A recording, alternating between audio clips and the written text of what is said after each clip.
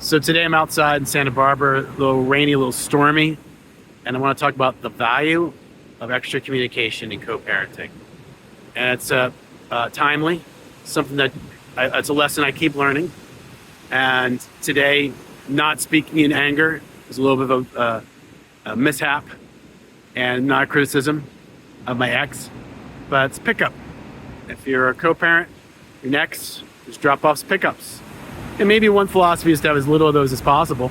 That's probably a good thing to have as minimal transitions as possible, but also to have grace when you are transitioning with your child. So today, in the town I live in at least, sometimes texts don't go through when it's overcast. Now, I don't know the technical reason for that, even though I've worked in tech, but I pull up to pick up my daughter for school. I text like I do every day. I'm always there. I'm like clockwork. I'm there between 8 and 8:05 a.m. every day. Or I've communicated super clearly earlier about something. Like I'll be there 5 or 10 minutes earlier. Okay? I'm waiting outside. It's not the time yet when her mom brings the daughter outside yet.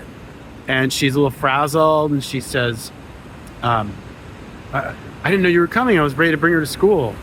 And I said, I texted, there was a little bit of that. And I kind of had a little bit of a moment like, well, I'm not to her. So I try to keep things minimal in front of my daughter. But a little bit of a moment of how, what would I call this? Sort of the internal frustration when you have, you have the ex or something like that, right? So for me, the next thing to do was to get calm, which I did by the time I got in the car, which is, okay, it's a little bit of a mishap. And then the next thing is the extra communication. So the extra communication is really about that idea that